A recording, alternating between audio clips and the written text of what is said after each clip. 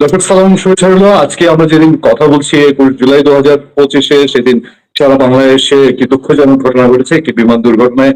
আমরা যখন সন্ধ্যা বিকাল 5:30 নাগাদ কথা বলছি, তখন পর্যন্ত 20 জনের মৃত্যুর খবর বিবিসি নিশ্চিত করেছে। 19 থেকে 20-এ তাদের প্রতি, সেই শোক পরিবারের প্রতি সমবেদনা জানিয়ে আমরা আজকের অনুষ্ঠান আমাদের সমসাময়িক রাজনীতি নিয়ে। আমাদের সঙ্গে আছেন রাজনৈতিক বিশ্লেষক, আন্তর্জাতিক বিশ্লেষক এবং সমসাময়িক ঘটনার উপর নজর রাখেন, আপনাদের সামনে সবসময় উপস্থিত হন আমাদের সম্মানিত অতিথি professor doctor lieutenant colonel Nazmul Hasan Kalimullah এবং সাবেক সচিব আবু আলম শহীদ খান, আবু আলম মোহাম্মদ শহীদ খান।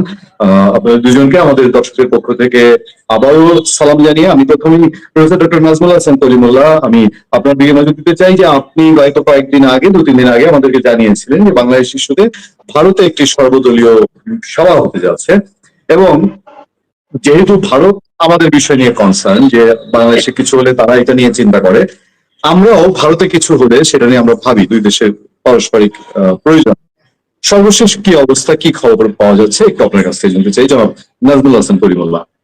ধন্যবাদ। দুটি সূত্র, একটি হচ্ছে শ্রীমান তরুণ ঘোষ, তিনি এবং তার আরেক সহকর্মী দুজন দুটি শো করছেন ভারতের অনলাইন মিডিয়ামে, এবং বলেছেন যে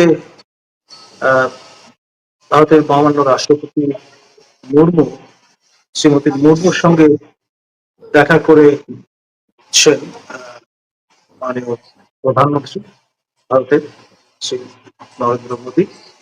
তো তারপর গতকাল আপনার কাইন্ড অফ ড্রেস রিহার্সাল হয়েছে, এবং আজকে দিল্লির সময় 10টায় আপনার এই পার্লামেন্টারি বৈঠক বসেছে। সেটি শেষ হয়েছে দিল্লির সময় দুপুর 1:30টায়, এবং মোটামুটি সিদ্ধান্ত যেটি হয়েছে কতগুলো বিষয় নিয়ে। একটি হচ্ছে আপনার মার্কিন শুল্ক, এটা গ্লোবালি সব দেশের নিরিখে নানান রকমের তাপমাত্রা জেনারেট করেছে। ভারতের কনসার্ন যেটি, সেটি তাদের যে এগ্রিকালচার লবি সেই সংশ্লিষ্ট। আর আপনার এখানে যে বিষয়টি এসছে আলোচনায়, সেটি হচ্ছে চীন ভারত সংশ্লিষ্ট, এবং সেখানে বিশেষ করে যেটি আমাদেরকেও এফেক্ট করে, ব্রহ্মপুত্র নদের ওপর আপনার বাঁধ নির্মাণ হাই অল্টিটিউড টেরেনে, অর্থাৎ তিব্বত মালভূমির অংশে, এবং বাংলাদেশ ইস্যুতে আলাপ হয়েছে। এবং সিদ্ধান্ত হয়েছে যে পার্লামেন্ট মেম্বাররা প্রেসকে কি আলোচনা হয়েছে সেটি জানাবেন, এবং মুখে কুলো পেটে রাখবেন। এবং আমাদের যিনি সাবেক প্রধানমন্ত্রী, তার বিষয়ে সিদ্ধান্ত নেওয়ার দায়িত্ব দেওয়া হয়েছে রাজনাথ সিংকে, যিনি ইন্টেরিয়র মিনিস্ট্রির দায়িত্বে নিয়োজিত আছেন, এবং তাকে নিরাপত্তা দিয়ে পূর্ণ সম্মানের সাথে কখন বাংলাদেশে প্রয়োগ করা যেতে পারে সে বিষয়ে সিদ্ধান্ত ষষ্ঠ মন্ত্রক হতে নেবে। কিন্তু এ বিষয়ে বিশেষ কোনো আলাপ আলোচনা করা হবে না। এবং এই যে সূত্র, সেটি আমরা আপনার রংপুরের তরুণ তুর্কি আওয়ামী লীগ নেতা, আওয়ামী লীগের সম্মানীয় ট্রেজারার আশিকুর রহমান মহোদয়ের পুত্র রাশেক রহমান, তিনি বিশ্বস্ত সূত্রে জানতে পেরেছেন, কিন্তু তিনি বিষয়টি যেহেতু ক্লাসিফাইড, সে কারণে সোর্স সেটি প্রকাশ করেননি। এ নিয়ে একটা শো করেছে আপনার মার্কিন যুক্তরাষ্ট্রে, যেমনটি তরুণ ঘোষ এবং তার এক সহকর্মী তারা করেছেন ভারতে। এখন যে বিষয় গুরুত্বপূর্ণ সেটি হচ্ছে আপনার পাকিস্তানের নিরিখে এরকম একটি সভা হয়েছিল, অপারেশন সিঁদুরের কথা আপনাদের নিশ্চয় মনে আছে সেই সময়, এবং এটা ওই আদলেই আপনার আজকে আলোচনাটি হয়েছে এবং এটার ইমপ্লিকেশন ফার রিচিং।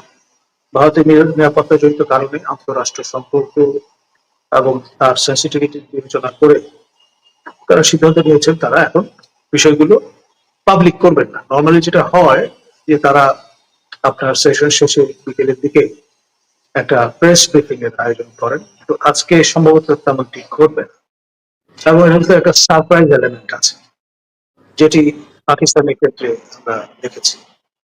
তো যাই হোক, বিষয়টা অতীব স্পর্শকাতর এবং আমাদের এখানে ইদানিং যে প্রবণতা দেখা দিয়েছে ডিসক্লোজার নিয়ে বা হুইসেল ব্লোয়িং নিয়ে বিষয়টাকে খুব ভালো চোখে দেখা রীতি আমরা স্ট্যাবলিশ করিনি, বরং আপনি কিভাবে জানলেন, কেন বললেন, এবং হামলে পড়ার একটা প্রবণতা সর্বোচ্চ পরিদৃষ্ট হচ্ছে। এবং খেয়াল করে দেখেন যে বিমানটি বিধ্বস্ত হয়েছে সেটি শুনে পৃথিবীর কলেজের একজন ছাত্র, তিনি রক্তদান করবার মানুষের প্রকোষ্ঠলের দিকে রওনা হয়েছিলেন, তাকে প্রতিমধ্যে ধরে মফ করা হয়েছে এই বিবেচনা যে তিনি ছাত্রলীগের সঙ্গে সংশ্লিষ্ট ছিলেন। পরে বিমান বাহিনীর সদস্যরা তাকে উদ্ধার করে। তো এতটা ইনসাইন আমরা হয়ে গেছি। ঘটনার কথা শুনে পৃথিবীর কলেজের একজন ছাত্র, তিনি রক্তদান করাটা তার কাছে মনে হয়েছে মানবিক একটা কাজ, তিনি অগ্রসর হয়েছেন এই কাজে, কিন্তু প্রতিমধ্যে তিনি মবের শিকার হয়েছেন। মানে তার সঙ্গে যেহেতু ছাত্রলীগ সংশ্লিষ্টতা ছিল বলে কিছু লোক মনে করেছে, তার উপর হামলে পড়েছে এবং তার ফলে ব্যাপার যেটি দাঁড়িয়েছে সেটি হচ্ছে শেষ পর্যন্ত বিমান বাহিনীর সদস্যদের তাকে উদ্ধার করতে হয়েছে এবং হাসপাতালে নিয়ে যেতে হয়েছে। তো এই যদি হয় আমাদের মাইন্ডসেট, তাহলে এই দুঃখ আমরা রাখবো। আমাদের সময় এসছে সম্বিত ফেরানোর, আমাদের সময় এসছে সোল সার্চিং এর, এবং মব কখনোই কোনো সমস্যার সমাধান হতে পারে না। হুইসেল ব্লোয়িং এবং আপনার এই যে ডিসক্লোজার কালচার, এটাকে যত আপনি চেপে রাখবেন, ট্যাগিং এর কালচার অব্যাহত রাখবেন, ততই কিন্তু গোপালগঞ্জের মতো ঘটনা ঘটতে থাকবে। আমাদের দীর্ঘদিন জনপ্রশাসনে ছিলেন, জনকীর্তক, এবং আমার যা তিনি অ্যাডমিন ক্যাডারের মানুষ, তার ক্যাডারের মানুষজনই মূলত মাঠ প্রশাসনে থাকেন। ঐতিহাসিকভাবে আমরা জানি সে ব্রিটিশ রাজের আমলে বলুন, পাকিস্তান আমলে বলুন, বাংলাদেশের পুরো সময়টায় কোনো গোলযোগ আশঙ্কা করলে জেলা প্রশাসনের পক্ষ থেকে 134 ধারা জারি বিধান আছে। এটা কাইন্ড অফ একটা ফেস সেভিং ফর্মুলা। বেলিজারেন্ট যে পার্টিগুলো, তাদের জন্য এটা একটা রেসপেক্টেবল ফেস সেভিং একটা শিল্ড হিসেবে কাজ করে।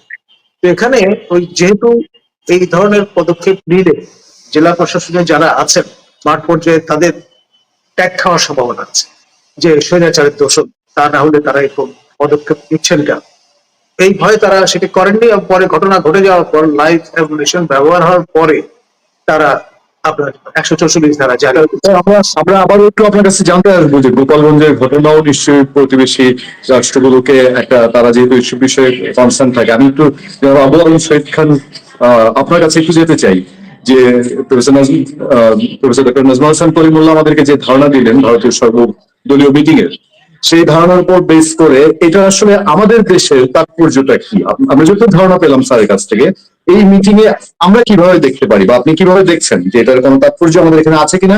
দুটো প্রশ্ন আমার। এটা একটা, পাশাপাশি বাংলাদেশ স্বাধীন দেশ, ঠিক আছে, দুই দেশের সম্পর্ক এখন খুবই তলানিতে, একদম বাজে অবস্থায়, কিন্তু স্বাধীন দেশের ভেতরে যে ধরনের পলিটিক্যাল প্রবলেমই থাকুক না কেন, ভারতের কতটুকু এখানে ইন্টারফেয়ার করার কোন ধরনের সুযোগ থাকে? আমাদের শুনি ভারতে এই করে সেই করে বা এই করবে সেই করবে, এই জিনিসগুলো কতটা বাংলাদেশে এফেক্টিভ? দুটো বিষয় একটু আপনার মতামত জানতে চাই। আপনার শেষের প্রশ্নটা দিয়ে শুরু করি। যেহেতু বাংলাদেশ একটা স্বাধীন সার্বভৌম রাষ্ট্র, আমাদের ইন্টারনাল পলিটিক্যাল অ্যাফেয়ার্সে ভারতের অংশগ্রহণ করার কোনো সুযোগ নেই, ভারতের অংশগ্রহণ করতে পারে না। এখন ভারতের অংশগ্রহণের বিষয়ে যে কথাবার্তা বলা হয় সেগুলো তো মোটামুটি গুজব পর্যায়ে আছে। এই অংশগ্রহণের বিষয়ে প্রমাণক আমাদের সামনে কখনো হাজির করা হয়নি। এখন দেখেন যে বলা হয় যে বঙ্গবন্ধু সরকারের সাথে পরবর্তীতে আওয়ামী লীগ সরকারের সাথে ভারতের অনেকগুলো গোলামী চুক্তি হয়েছে, এবং এই গোলামী চুক্তিগুলো বাংলাদেশে যারা এইসব কথাবার্তা বলেন তারা কখনোই এই চুক্তিগুলো প্রকাশ করেন না, চুক্তিগুলোতে কি কি ধারা আছে সেগুলো তুলে ধরেন না, শুধুমাত্র একটা তকমা দিয়ে দিয়েছেন গোলামীর চুক্তি। এবং বাংলাদেশে তো ৭৫-এর সেই হত্যার কাণ্ডের পরে এই যে অন্য সরকার ক্ষমতায় এসেছিল, যাদের সময় তার আগেই তো এইসব গোলামী চুক্তি নিয়ে অনেক কথাবার্তা হয়েছিল। সেই সরকার তো প্রায় ২০ বছর সেই ধরনের সরকার ছিল। এই সরকারের কেউ কখনো এই চুক্তিগুলো ভালো মতো প্রকাশ করেনি এবং প্রকাশ করে দেখাননি যে এখানে আমাদের গোলামীর চুক্তি আছে, এবং চুক্তিগুলো বাতিলও করেন। এবং পরবর্তীতে এখনো আমরা শুনি ভারতের সাথে আমাদের যেসব চুক্তি আছে এর মধ্যে গোলামীর ধারা আছে, ভারতের সাথে অনেক অনেক চুক্তি, ১০০টার বেশি চুক্তি, এবং অধিকাংশ চুক্তি কিন্তু ভারতের ওয়েবসাইটে আছে। আমাদের সরকারি ওয়েবসাইটে এগুলো করলে আপনি পাবেন না, ভারতের সরকারি ওয়েবসাইটে পাবেন। এই যে চুক্তিগুলো এবং চুক্তিগুলো ধারাগুলো যখন আমরা দেখবো, সেখানে এইরকম কোন চুক্তি নাই যে চুক্তির কারণে বলা যায় যে বাংলাদেশে কোন সরকার বা কোন পক্ষ ভারতের সাথে একটা গোলামী চুক্তি করেছে। আরব বিরোধী প্রচারণা আমাদের দেশে আছে, থাকবে এবং চলতে থাকবে। এবং এই প্রচারণার যে কোয়ালিটি, সেই কোয়ালিটি তো আমি ব্যাখ্যা করলাম, এই কোয়ালিটি কখনো উচ্চমানের কোয়ালিটি না, এবং এখানে কোনো বলার মতো, বিশ্বাস করার মতো কিছু থাকে না। তারপরেও আমরা বলি যে ভারত আমাদের রাজনীতিতে ইন্টারফেয়ার করছে। ভারতের সাথে আমাদের সরকারের সম্পর্ক মানে ভারত সরকারের সাথে সরকারের সম্পর্ক, ভারতীয় জনগণের সাথে বাংলাদেশের জনগণের সম্পর্ক, এবং ৭১-এ ভারতের সাথে আমাদের যে ভারত যেভাবে আমাদেরকে মুক্তিযুদ্ধে সহায়তা করেছিল, সবকিছু বিবেচনায় নিয়েই কিন্তু আমাদেরকে আলোচনাটা করতে হবে। এবং আমি মনে করি না ভারতের এখানে আমাদের অভ্যন্তরীণ রাজনৈতিক ব্যাপারে ইন্টারফেয়ার করার মতো কোনো সুযোগ আছে, এরকমটা আমি মনে করি না। আর আমাদের জনগণও সেটা চাইবে না। এবং আমাদের জনগণই কিন্তু ডিসাইড করে যে আমাদের পলিটিক্যাল মুভমেন্টটা, পলিটিক্যাল স্টাবিলিটিটা, পলিটিক্যাল অর্গানাইজেশন গুলো এবং আমাদের নির্বাচন কেমন হবে, এটা জনগণের সিদ্ধান্ত। সেখানে অন্য কোনো দেশ, ভারত কিংবা পাকিস্তান কিংবা আমেরিকা কিংবা ইউরোপ, খুব বেশি যে প্রভাব ফেলতে পারবে এরকম নয়। হ্যাঁ, তাদের এজেন্ট থাকতে পারে, তারা অর্থ কড়ি খরচ করতে পারে, এরকম অনেক নানান অভিযোগ দেখা যায়। বাট অভ্যন্তরীণ পরিস্থিতি অনুকূল না হলে কোনো বিদেশি শক্তির পক্ষে কোনো দেশের অভ্যন্তরীণ ব্যাপারে নাক গলানো সম্ভব হয় না। এটা হলো আপনার শেষের প্রশ্নের উত্তর। প্রথম প্রশ্নটা কি ছিল? প্রথম প্রশ্ন ছিল প্রফেসর কলিমুল্লাহর কাছ থেকে আমরা যেগুলো জানলাম, স্যার যে তথ্যগুলো বললেন যে ভারতে সর্বদলীয় বৈঠক, ভারত কখন সর্বদলীয় বৈঠক করে? যখন একটা খুব একটা গুরুত্বপূর্ণ, অতি গুরুত্বপূর্ণ তারা কোনো যখন মনে ইস্যু, করে বাংলাদেশ সম্পর্কে আমরা যেটা জানতে পেরেছি একটা স্যারের কাছ থেকে, এইটার হ্যাঁ, এইটার তাৎপর্যটা কি? তারা যখন মনে করে যে একটা ক্রাইসিস মোকাবিলা করতে হবে এবং এটা জাতীয় সংকট, তখনই তারা সর্বদলীয় বৈঠক করে। এরকম বৈঠক আগেও হয়েছে। তো সর্বদলীয় বৈঠক সম্পর্কে তো ডক্টর কলিমুল্লাহ পরিষ্কার তথ্য দিয়েছেন, আমাদের কাছে তেমন কোনো তথ্য নেই। বাট একটা সর্বদলীয় বৈঠকে কি কি ইস্যু আলোচনা করা হয় বা করতে পারে, করা হয়েছে, এরকম একটা ধারণা করা যায়। এবং অনেক ইস্যুর মধ্যে বেশ ২-৩টা যদি ইম্পর্টেন্ট ইস্যু থাকে, তার মধ্যে বাংলাদেশ ইস্যু একটা অন্যতম ইস্যু, এটা অবশ্যই আলোচিত হয়েছে। এই ব্যাপারে আমি সন্দেহ করি না, আমি নিঃসন্দেহ। চায়না ইস্যু আলোচনা হতে পারে, আমেরিকার সাথে তাদের ট্যারিফ ইস্যু নিয়ে আলোচনা হতে পারে, পাকিস্তানের সাথে তাদের যে কয়েকদিনের একটা যুদ্ধ খেলা হলো সেটা নিয়ে আলোচনা হতে পারে। বাট বাংলাদেশ নিয়ে অবশ্যই আলোচনা হয়েছে, এটা আমার মনে হয়। যেহেতু তারা প্রেসে কিছু বলছেন না এবং তারা প্লেস বাউন্ড যে এই বিষয়ে কোনো কিছু বলবেন না, সেই জন্য ওকে, আমাদের মনে হয় যে গুরুত্বপূর্ণ আলোচনা হয়েছে, কিন্তু আমরা কিছু জানতে পারছি না। হয়তো যখন তারা অ্যাকশনে যাবেন ওইসব আলোচনার ভিত্তিতে, তখন আমরা একটা কানেক্ট করার চেষ্টা করে দেখতে পারবো। আর যদি ভিতর থেকে কোনো খবর কোনো সাংবাদিকরা বের করতে পারেন, তখন হয়তো কিছু জানা যাবে। আপাতত যেহেতু কিছু জানা যাচ্ছে না, আমাদের বিষয়ে আলোচনা হয়েছে এটা আমরা বলতে পারি, আর কি আলোচনা হয়েছে আমরা জানি না। Professor doctor Nazmul Hasan Kalimullah, Nazmul Hasan Kalimullah sir, আপনার কাছে আবার একটু আমি জানতে চাই যে ভারত এমন কি ঘটনা ঘটলো যে তারা এই সর্বদলীয় বৈঠকে চীন পাকিস্তানের পাশাপাশি বাংলাদেশকেও রাখলো? এটা কি যে শুধুমাত্র গোপালগঞ্জের এই ঘটনায় হঠাৎ পরিস্থিতি চেঞ্জ করেছে, নাকি আর কিছু? এই বিষয়গুলো, এটা সম্পর্কে আপনি যতটুকু জানেন বা ধারণা, আমরা একটু জানতে চাই।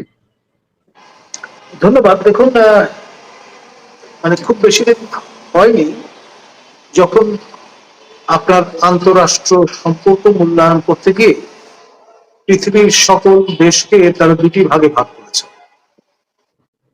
একেবারে বলতে গেলে প্রায় সব দেশ তাদের মিত্র দেশ, আর 6টি দেশকে তারা আইডেন্টিফাই করেছেন শত্রু দেশ হিসেবে। তার মধ্যে আনফর্চুনেটলি বাংলাদেশ হচ্ছে পঞ্চম রাষ্ট্র, এমনটি সোশ্যাল মিডিয়ামে একজন আলোচনা করছিলেন। আর এটা নিয়ে মোটামুটি একটা সরেস আলোচনা ক্রমে জমে গেছে। এখন আপনার ৭১-এ ইন্দিরা গান্ধীর সরকার যখন ক্ষমতায়, তখন তারা প্রায় 1 বছর সময় নিয়ে গ্রাউন্ডটা প্রিপেয়ার করেছে পাকিস্তানের সঙ্গে যুদ্ধ ঘোষণা করা। আপনার একটা বিমান হাইজ্যাক করবার ঘটনাকে কারণ হিসেবে চিহ্নিত করে আপনার ভারতের এয়ার স্পেস পাকিস্তানের জন্য বন্ধ করে দেওয়া হয়েছিল। সেই কারণে করাচি বা লাহোর বা ইসলামাবাদ থেকে পিআই এর বিমানগুলো কলম্বো হয়ে দিলেন মাশরিকে পাকিস্তানে উপনীত হতো। এবং আপনার এই যে বৈরী দেশ হিসেবে চিহ্নিত করার কারণে আপনার ভারতের পাকিস্তানের বিরুদ্ধে যুদ্ধ ঘোষণা করাটা সহজ হয়েছে। এখন আপনার এই যে আমগুলো আমরা পাঠালাম ম্যাঙ্গো এবং ডিপ্লোম্যাসির অংশ হিসেবে, বিশ্বস্ত সূত্রে জানা গেছে যে আমগুলো তারা গ্রহণ করেন। ফলে গ্রহণ করেনি। যাদের করেন, যাদের মাধ্যমে পাঠানো হয়েছিল তাদেরই শেষ পর্যন্ত সেগুলো কনজিউম করতে হয়েছে। অর্থাৎ এই যে জেস্টার, মানে যখনই একটি দেশকে আপনি শত্রু রাষ্ট্র বলে তকমা দেবেন, তখন কিন্তু তাদের কাছ থেকে শুভেচ্ছার নিদর্শন স্বরূপ আম আপনি গ্রহণ করতে পারেন না। এটি হচ্ছে একটি উদাহরণ। আর ক্রমে ক্রমে এই ভারত যখন আরো উপরে উঠতে থাকে, তার উত্তাপ বাড়তে থাকে, তখন কিন্তু দেখবেন যে আপনার বাক্যবাণ নিক্ষেপ শুরু হয়। এবং এই গোপালগঞ্জের যে ব্যাপারটা, এটির ভিন্ন মাত্রা আছে। আমাদের বঙ্গবন্ধু শেখ মুজিবুর রহমানের সমাধিসৌধ কিংবা তার জন্মস্থান বা পীঠস্থান সেই কারণে না। এটি হচ্ছে হিন্দু ধর্মের, সনাতন ধর্মের মধ্যে যে রিফর্মিস্ট মুভমেন্ট আপনার বেশ কয়েকশো বছর আগে আপনার বিকৃত হয়েছিল, যে ভক্তি মুভমেন্ট গুলো খেয়াল করেন, যে আপনার শিখদের এই যে ভিন্ন মাত্রা নিয়ে আপনার আন্দোলনটা, কিংবা একটা সময়ে বৌদ্ধ ধর্মের যে বিস্তার, সবই কিন্তু রিফর্ম থেকে উদ্ভূত। তারই ধারাবাহিকতায় আপনার এই গোপালগঞ্জকে কেন্দ্র করে মথুয়া নামে একটি মুভমেন্ট গড়ে ওঠে। এবং এর এই যারা অনুসারী, তাদের একটা বড় অংশ ভারতে মাইগ্রেট করে গেছে। এখন যারা মাইগ্রেট করেছেন তাদের অনেকেই পশ্চিমবঙ্গে স্বামী করেছেন, বিহারে ছড়িয়ে পড়েছেন, আসাম বা ত্রিপুরায় চলে গেছেন। এখন ভারতের যে ইলেকট্রাল পলিটিক্স, সেখানে তারা ম্যাটার করে। এবং সেই কারণেই ভারতের মাননীয় প্রধানমন্ত্রী শ্রীমান নরেন্দ্র মোদী তিনি বাংলাদেশে যখন এসেছিলেন, খেয়াল করে দেখেন তিনি কিন্তু গোপালগঞ্জ ছুটে গেছেন এবং মথুরাদের যে উপাসনালয়, সেইখানে গিয়ে তিনি ষষ্ঠাঙ্গ প্রণিপাত করেছেন। সেটা কিন্তু বেশি দিন আগের কথা না। আমরা জানতাম যে কাকাবাবুর একটা স্টেক ছিল, তার শ্বশুরবাড়ি বাংলাদেশে, কিন্তু এই যে মথুয়ার যে স্টেকটা, এটা কিন্তু আমরা কেউ খেয়াল করি। এখন গোপালগঞ্জের যে বর্তমান কম্পোজিশন, শতকরা 27% মানুষ অ্যাকর্ডিং টু সেন্সাস, তারা কিন্তু দ্বিতীয় বৃহত্তম সম্প্রদায়ের লোক, এবং এদের মধ্যে সংখ্যাগরিষ্ঠ মানুষ মথুয়া সম্প্রদায়। ফলে ঠাকুরদের যে প্রভাব, এবং তাদের মধ্যে এই যে আমরা 4 জনকে হত হতে দেখলাম, তার মধ্যে ডেফিনেটলি একজন মথুয়া সম্প্রদায়ভুক্ত। ফলে পশ্চিমবঙ্গের ইলেকট্রাল পলিটিক্স থেকে শুরু করে আপনার সমগ্র ভারতে যে সেন্টিমেন্টটা, সেটা কিন্তু সীমারে গ্রো করছে। এই বিষয়গুলো কিন্তু আমরা খেয়াল করি, বা যখন অ্যাকশনে গেছে, আত্মরক্ষার্থী হোক কিংবা পাবলিক অর্ডার ম্যানেজমেন্টের প্রয়োজনই হোক, সেই বিষয়গুলো তখন তাৎক্ষণিকভাবে আমলে না নেওয়ার কারণে বিষয়টা তবে জটিল থেকে জটিলতর হচ্ছে। আর আপনার কখনো রাষ্ট্রীয় নিরাপত্তার বিষয় যখন ঝুঁকি থাকে, তখন কিন্তু ভারতের মতো দেশ আপনার জানান দিয়ে আগে ভাগে আপনার উত্তেজনাকর পরিস্থিতি তৈরি করে না। সারপ্রাইজ এলিমেন্টের মধ্যে আপনার নানান রকমের মুশকিয়ানা থাকে, এবং কামিয়াব হওয়ার যে উদ্দেশ্যে আপনি সারপ্রাইজ অ্যাকশনে যাচ্ছেন, সেটার আপনার একটা যেটাকে বলে সাফল্যের সম্ভাবনা, সাফল্যের মুখ দেখার সম্ভাবনা বেশি থাকে। এবং সেটি সকল দেশের ক্ষেত্রে সত্যি। বলুন।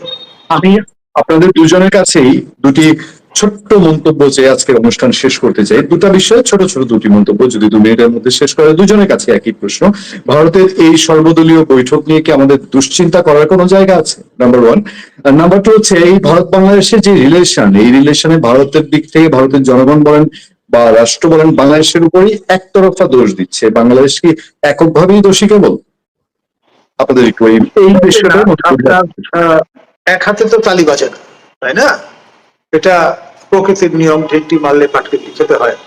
এখন আমরা কিন্তু ক্রমাগত ভাবে আমাদের ইউনূস শাহী আপনার কায়েম হওয়ার পরে ভারত বিরোধী যুগের নিত্য নৈমিত্তিক একটা বিষয়ে পরিণত হয়েছে এবং স্বয়ং সরকার প্রধান Nobel Lord professor doctor Yunus তিনি সেভেন সিস্টারের যে বিষয় আসে সেগুলো নিয়ে মন্তব্য করা শুরু করেছেন।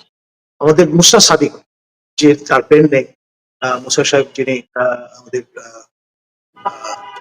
আবু আইয়ুব শহীদ খান মহোদয়ের জ্যেষ্ঠ সহকর্মী বলে আমি জানি, তিনি কিন্তু শো করে বলেছেন যে এর আগে কোন সরকার প্রধান ভারতের অভ্যন্তরীণ এই অঙ্গরাজ্যগুলো নিয়ে কোনো মন্তব্য কখনো করেননি। ফর দ্য ফার্স্ট টাইম স্বপ্রণোদিত হয়ে আমাদের সরকার প্রধান বর্তমানে যিনি আছেন তিনি একাধিকবার এ বিষয়ে নানান রকমের কনসার্ন ব্যক্ত করেছেন, মন্তব্য করে ভারতীয়দের আপনার একটা হ্যান্ডেল তুলে দিয়েছেন আমি বলবো এই বিষয় নিয়ে আপনার রিয়াকশন প্রদানে। এবং সেটি একদিক। আরেকটি দিক হচ্ছে আপনার ভারত বারবার একেবারে আনকনভেনশনালি যেটা করেছে, মূলত এক্সটার্নাল অ্যাফেয়ার্স মিনিস্ট্রির মুখপাত্ররা কথা বলে থাকেন বা পররাষ্ট্র সচিব মহোদয়েরা নর্মালি এ ধরনের বক্তব্য রাখেন, কিন্তু তার বদলে ব্যতিক্রমী ভাবে ভারতের সেনা প্রধান তিনি আপনার বাংলাদেশ ভারত সম্পর্ক নিয়ে কথাবার্তা বলা শুরু করেছেন বেশ কিছুদিন ধরে এবং বিভিন্ন অকেশন।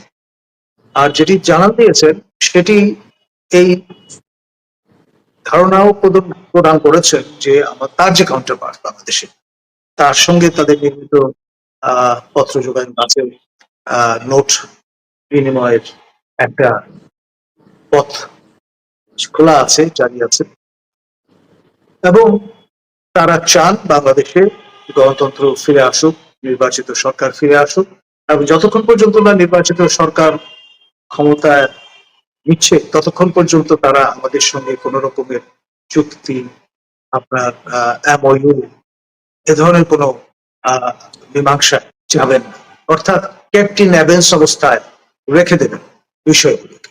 সেটি পরিষ্কার করে ভারতের সেনা প্রধান বলেছে।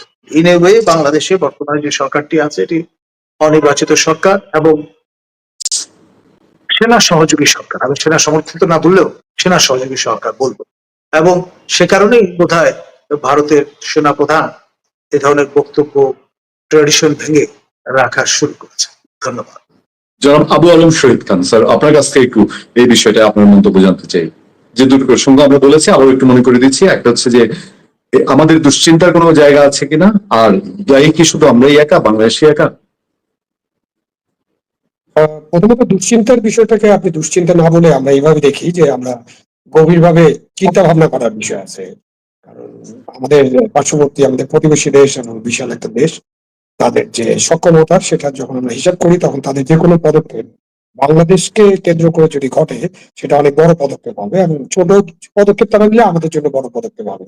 এবং আমাদেরকে এই ভারতের সাথে আমাদের সম্পর্কের বিষয়গুলি নিয়ে গভীরভাবে চিন্তা ভাবনা করে আমাদের সিদ্ধান্ত নেওয়ার বিষয় আছে। ভারতের সাথে আমাদের সম্পর্ক টানাপোড়েন হয়নি আগে এরকম নয়, টানাপোড়েন আছে। বাট এই টানাপোড়েনে নতুন মাত্রা যোগ করেছে ডক্টর ইউনূস সাহেব নিজেই, আমাদের অন্তর্বর্তীকালীন সরকারের প্রধান। তিনি প্যারিস থেকে দায়িত্ব নেওয়ার সময় আসার আগেই সেখানেই তিনি 7 বোনের ব্যাপারে একটা মন্তব্য করেছিলেন এবং উনি ধারাবাহিকভাবে 7 বোনের ব্যাপারে, আমাদের চট্টগ্রাম বন্দরের ব্যাপারে এবং অন্যান্য বিষয়ে মন্তব্য করেছেন।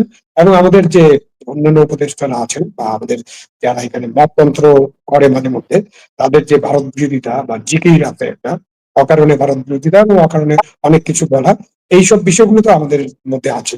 তো সেসব কারণে ভারতের জনগণ, ভারতের সোশ্যাল মিডিয়া তারাও রিয়াক্ট করে, কখনো কখনো তারা রেসপন্স করে, বাট রিয়াকশনটা আমি বেশি দেখি কারণ ভারতের সোশ্যাল মিডিয়া অনেক কথা বলা হয় যেগুলো হয়তো তথ্য নির্ভর না। ওইসব থেকে আবার বাংলাদেশ থেকে আমরাও অনেক কথা বলার চেষ্টা করি। এই যে এই জায়গাটায় সম্পর্ক উন্নয়নের ক্ষেত্রে প্রধান ভূমিকা নেবার কথা যে সরকার যারা পরিচালনা করেন তাদের। আমি বাংলাদেশের যে বর্তমান সরকার, সেই সরকারের সম্পর্ক উন্নয়নের ব্যাপারে যে পজিটিভ মুভমেন্ট আমি দেখি না। আম পাঠানো তার সম্পর্ক উন্নয়নের কিছু না, আপনি আমলিচু পাঠাতেই পারেন, কোনো অসুবিধা নেই, মাঝে মাঝে ইলিশ মাছও পাঠাতে পারবেন, তাতেও কোনো অসুবিধা নেই। বাট সম্পর্ক উন্নয়ন কিন্তু অনেক বড় বিষয়। এর মধ্যে ডিপ্লোমেসি আছে, নেগোসিয়েশন আছে, আলাপ আলোচনা আছে, আপনার মতামত আছে, তাদের মতামত আছে, এই সবকিছু মিলিয়ে করতে হবে। এবং তারপরে ভারত যেহেতু আমাদের প্রতিবেশী দেশ, আর চীনের সাথে ভারতের যে টেনশন আছে, এই কারণে আমাদের চীনের সাথে সম্পর্কটাও একটা বড় জিনিস, যে আমরা কতটা চীনের সাথে সম্পর্কিত হতে যাচ্ছি এবং কতটুকু আমরা এগিয়ে যাচ্ছি, এবং এর কারণে ভারত আমার ক্ষতিগ্রস্ত হতে পারে কিনা, সেগুলো অনেক কিছু বিবেচনার বিষয় আছে। আপনার এই কথাটা আমি একটু ছোট ইন্টারফেয়ার না করে পারলাম না, কিছু মনে করবেন না। এটা হলো, আমি সম্পর্ক উন্নয়ন চাই কতটুকু? আমি যদি সম্পর্ক উন্নয়নের কথা বলে সবসময় বলি যে আমি তাবেদারি চাই না, আমি ভারতপন্থী হতে চাই না, আমি দিল্লিমুখী হই না, তাতে মিন করে কি? অলওয়েজ নেগেটিভ একটা অ্যাপ্রোচ, তাতে করে কি সত্যিকার সম্পর্ক উন্নয়নের ইচ্ছা? বাংলাদেশ নিয়ে ভারতে নজিরবিহীন গোপনীয়তা, কি করতে চাচ্ছে ভারত? হয়েছে। সুতরাং এত তাড়াতাড়ি আপনি এই সমস্ত স্লোগান বা এদের ইয়া থেকে বেরিয়ে আসতে পারবেন কিনা, সেটা আমার কাছে মাঝে মাঝে সন্দেহ হয়। এবং এখন কিন্তু মানে বাংলাদেশের যে বড় দলগুলো আছে, তারা কিন্তু এই ধরনের কথাবার্তা খুব কম বলে। এখন কিন্তু মব, ছোট ছোট পার্টি, কিছু ছোট ছোট মঞ্চ থেকে ভারত বিরোধিতা জোরদার করা হয়। আমি তো বিএনপিকে এরকম জোরদার ভারত বিরোধিতা করতে এখন দেখছি না। মানে যখন আগের সরকার ছিল তখন শাড়ি পরাতে দেখছি, শাল পরাতে দেখছি, বাট এখন আমি দেখি না। জামাতে ইসলামীকেও আমি দেখি না খুব বেশি ভারত বিরোধী কথা বলতে। এবং আমাদের সম্পর্ক যে চোখে চোখ রেখে কথা বলবো আছে, খুব ভালো কথা। চোখে চোখ রেখেই তো কথা বলতে হবে। চোখে চোখ রাখলেই না প্রেম হবে, চোখে চোখে রাখলে ঘৃণাও হতে পারে। সুতরাং আপনি ওটাকে দুভাবেই ব্যাখ্যা করতে পারেন। তো এটা এগুলো বলবো, এগুলোতে খুব বেশি আসা যাবে না। কারণ যখন টপ লেভেলে কথাবার্তা হবে, তখন যেন আমরা এমন কথাবার্তা না বলি, যেটা কলিমুল্লাহ সাহেব বললেন, আমি বললাম যে আমাদের প্রধান উপদেষ্টা যদি কোনো কথা বলে ফেলেন, আনডিপ্লোমেটিক কথা যদি হয়, সেটার একটা ইম্প্যাক্ট, বড় ইম্প্যাক্ট হবে। বাট এই যে ছোটখাটো জায়গায় কি কথা বলছে, কি বলছে, তাতে খুব একটা কি পরিবর্তন হবে কিনা আমি জানি না। এরপরে কিন্তু আমরা ভারতের কাছে চাল আমদানি করার চেষ্টা করছি, ভারত রাজি হচ্ছে না। আমাদের ব্যবসা বাণিজ্য নিয়েও নানান সমস্যা হচ্ছে। অনেক সমস্যা কিন্তু ছোট ছোট সমস্যা অলরেডি ক্রিয়েট হয়ে গেছে, এগুলো মীমাংসা করতে হবে খুব দ্রুত। এবং এই মীমাংসা করতে না পারলে আমরা কিন্তু, এটা আমাদের রাজনৈতিক ব্যাপার না, আমাদের অর্থনৈতিক সমৃদ্ধির ব্যাপার আছে। এবং আমাদের অর্থনৈতিক সমৃদ্ধি এবং আমাদের নিরাপত্তা, এটা কিন্তু খুব গুরুত্বপূর্ণ, এবং ভারতের কাছেও এটা গুরুত্বপূর্ণ। সুতরাং এই বিষয়গুলো আলাপ আলোচনার মধ্যে দিয়েই শেষ করতে হবে, অন্য কোনো ভাবে শেষ করা যাবে না, অন্য স্লোগান দিয়ে শেষ করা যায় না। অনেক অনেক ধন্যবাদ, অনেক অনেক ধন্যবাদ জানাব আবু আলম শহীদ খান এবং professor lieutenant colonel Nazmul Hasan Kalimullah. দর্শকদের পক্ষ থেকে আবারও আপনাদেরকে শুভেচ্ছা এবং সালাম জানিয়ে শেষ করছি। ভালো থাকবেন, সুস্থ থাকবেন।